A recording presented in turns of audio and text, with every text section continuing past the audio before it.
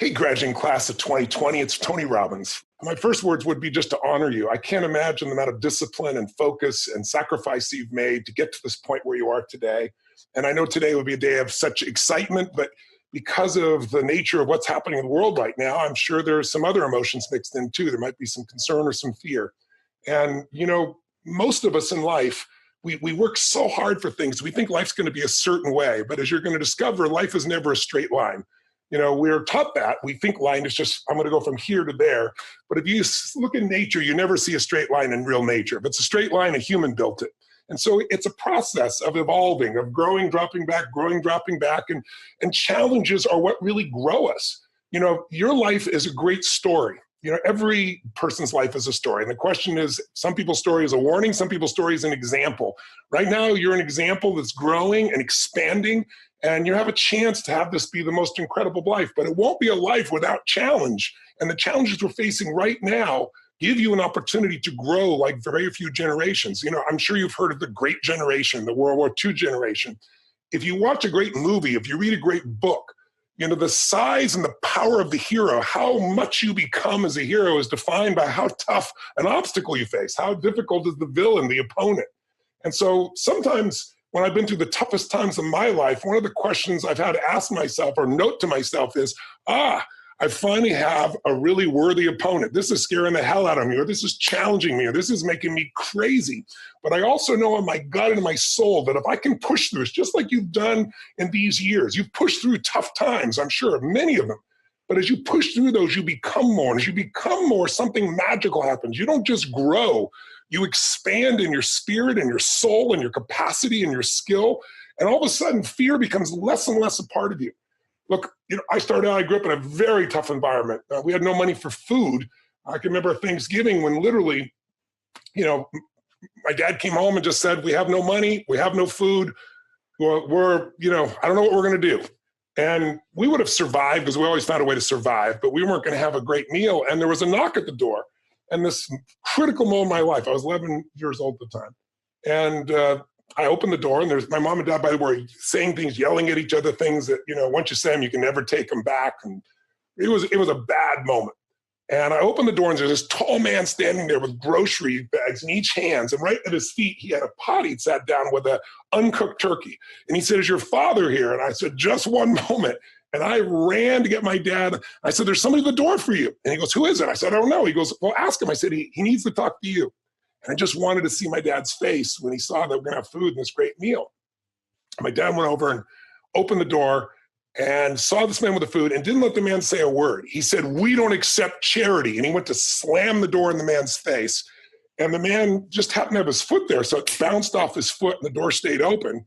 And my dad got even more upset. The man said, sir, he said, "I'm just the delivery guy." He said, "Somebody knows you're having a tough time. Everybody has tough times. And they want you to have a beautiful Thanksgiving. I'm just delivering it." My father said, "We don't accept charity." He started to push the door again. And this time the man's shoulder was there, so it bounced off his shoulder too. And then I made eye contact with this man. He saw me behind my father on the side. I'll never forget the moment. And he looked at my father and he said, "Sir," he goes, "I'm not trying to be harsh, but don't let your ego get in the way of your family being taken care of." I thought my father was going to punch him in the face. There was this frozen moment where my dad was so angry, and he just took the groceries, slammed the door, and walked away. I tell you the story because I couldn't understand how my father could be so angry when someone was trying to help us. And I didn't figure it out till years later. But what I figured out, and what I want to plant a seed with you on, is that our decisions control our life and our destiny more than anything else. Don't get me wrong, there's things you can't control. There's COVID-19, things happen. But what really controls this is not what's happened, it's how we respond to it. It's what we focus on. It's the meaning we give it, what we do. And I began to realize every moment of our life, we make 3 decisions. And since you're graduating today, I thought it would be really useful to bring these 3 decisions up to your conscious awareness so that if you want to, you can remember these 3 little decisions because they're happening every moment of your life. And if you don't make them consciously, they're going to be made unconsciously because the world's coming at us. It's ringing and stimulating and vibrating in our pockets. It's all around. We're not an information society. Information society died a long time ago. There's so much information. We're drowning in information. We're starving for wisdom. But the three things that control your life is not what's happened to you, it's what are you going to do with it? And the three decisions are, number one, what are you going to focus on? See, whatever you focus on, you're going to feel it. Whether it's true or not, doesn't matter, you're going to feel it. Have you ever had thought somebody came to you and said, a friend of yours, they did something behind your back, and you went, no, that's not true. And then two of them said, yeah, they're trying to do, and you got hurt. Like, how can my friend do this? And then maybe got angry. And maybe you confronted them and then found like an idiot because you found out they never did what these other people said and you felt like a dummy. You ever had an experience like that? Or do you ever worry about something so much what's going to happen and got your guts wrenched out inside of you and anxiety or frustration or fear or whatever, and then it never happened? How often does that occur? More often than not. See, most people's brains, we have 2 million-year-old brains, so we tend to run to the worst case scenario because it's survival. And then we're going to fight, or we're going to flight, or we're going to freeze, hope it just goes by us and doesn't hurt us.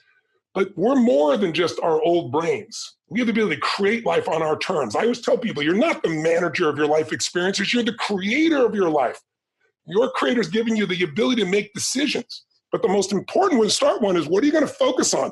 Because focus equals feeling. You focus on something, you're going to feel it. It's going to feel real to you, even though it may not be real in reality. So let me give you a quick test. Please try this out for yourself right now. I work with millions of people around the world in 100 countries. I get a chance to work with the top athletes on earth, entertainers, presidents of countries. I've worked with every living president. I've worked with 2 presidents during impeachment times. There's only been 3 to give you an idea. I've seen a lot in my life. But what I know beyond a shadow of a doubt is that we all have patterns. And if you've ever been hard on yourself or think, what's wrong with me? There's nothing wrong with you. There's just a pattern that needs to change. If you think it's you, it's hard to change you, but it's easy to change a pattern. So let's try 3 quick patterns of focus. Because if you don't decide what to focus on consciously, the world will take it over and you'll focus on whatever they want you to. The news, what does the news do today? It doesn't inform us. That's not their job anymore because they need your attention. They're fighting. We're an attention economy. So now they don't inform you. They don't educate you. Their goal is to startle you. Every great editor knows if it bleeds, it leads. If it's painful enough, if we can stagger it, if it can tease you enough, if it can upset you enough, if it can excite you enough, you're going to click on it, and that's how they get paid. They're not bad people, but you got to use your own mind separate from them, or you're going to just constantly working on the worst case scenario, and that's what happens. So here's 3 patterns. Question number 1, do you tend to focus more on what you have or what's missing? Now, we all do both, right? But as you're graduating today, if you think about the past of your life, if you focus more on what you have or what's missing, you know which one you spend more time on. Which one is it? Now, when I do seminars, 10, 20,000 people, and if I was there with you live, I'd ask and see a show of hands. And usually achievers, and you guys are achievers, or you wouldn't be going to a school like this and pushing like you have. Achievers tend to focus on what's missing more than what they have. Now, part of the strategy of that is to motivate ourselves to keep going forward. But at this stage of your life, if you're an achiever, you always will be. You don't have to worry about that. But if you're constantly focusing on what's missing, then how can you ever sustain happiness? And if you achieve everything you've ever dreamed of and you're unhappy, what's the quality of your life? What is success?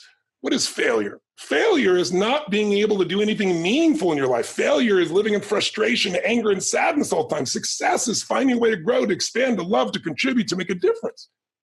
And so in our minds, the more we focus on what's missing, the more overwhelming it becomes for us.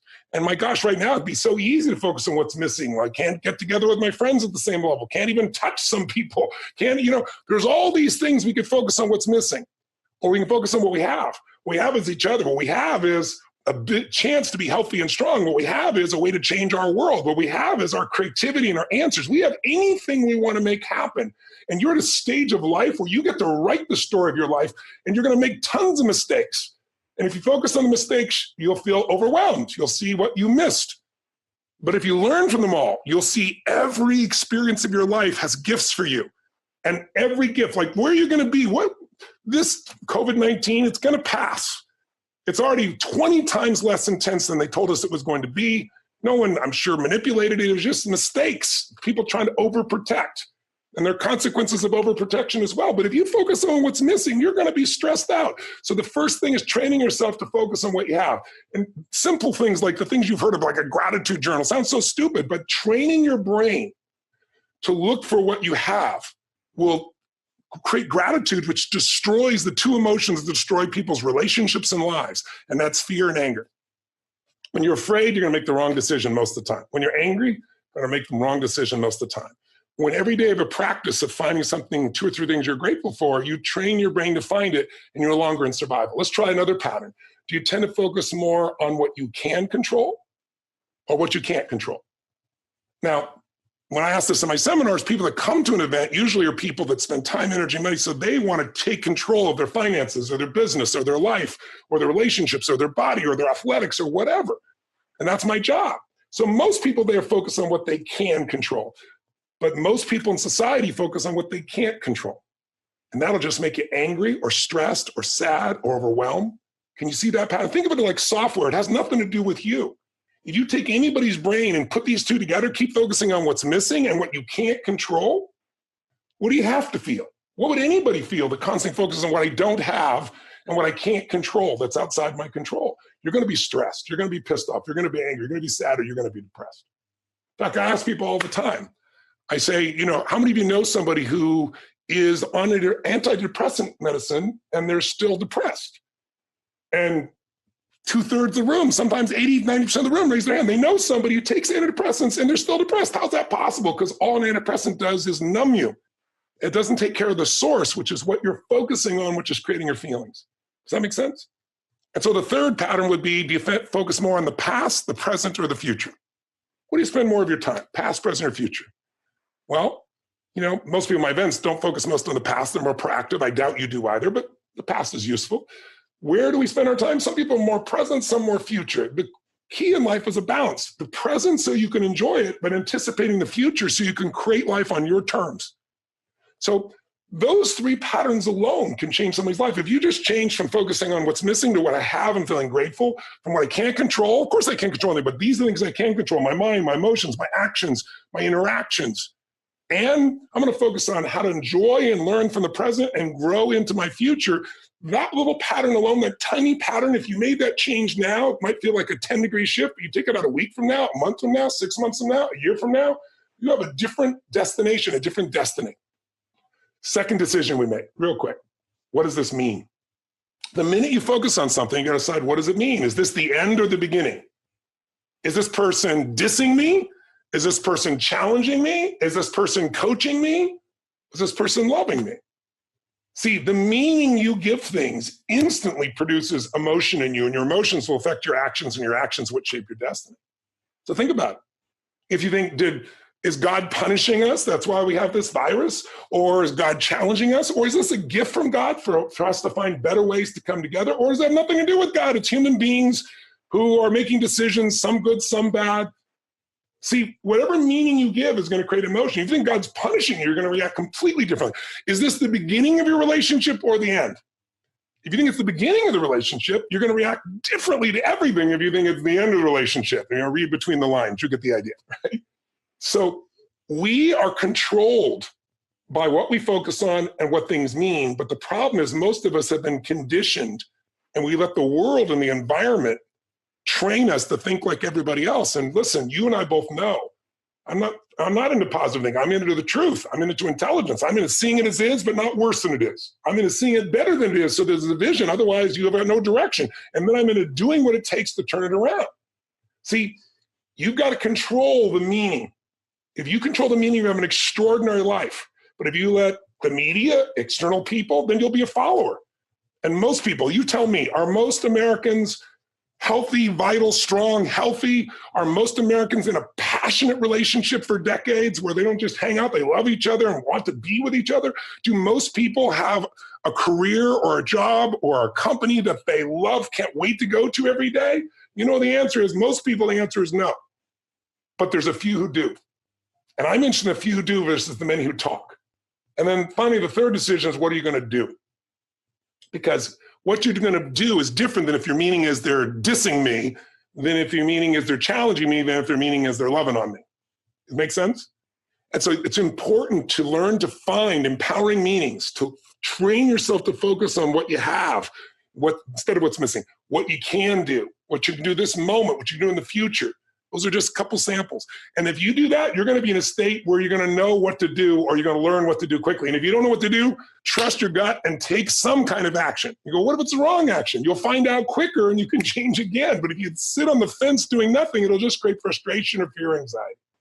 So as you go through your graduation today, remember, it's in your moments of decision that your destiny is shaped. So choose well.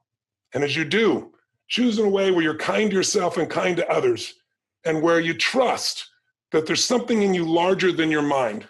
There's a spirit and soul inside you that can guide you. You can ask for that guidance and you can trust in that guidance. And that does not mean you're always going to make the right choice, but it does mean that you can learn from everything. And in the end, life's not about just being happy, right? The moment, if you're happy all the time, your face hurts. You ever smiled so much for so much your face hurts? We need a balance. What we really need is a life of meaning. And that's a life where it's not just about you. It's a life of service. If you can find something or someone that you care so much for, you'll do anything for them, then the greatest part of you will come out. It could be a mission for your community. It could be for the world. It could be your family. It could be your friends. It could be your lover. It could be anything.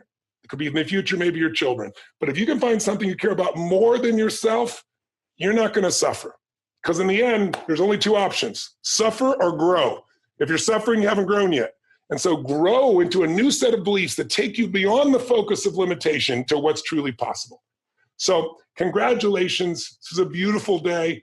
Even though it may be challenging in all kinds of ways, remember, a worthy opponent what creates a great hero. And you've got a great story to write in the life of your life. You've already written a beautiful story to start with, but I really trust and send prayers and faith and love that you create the most compelling future possible, and that you build a life that is truly magnificent on your terms. Lead, don't follow. God bless, and live with passion.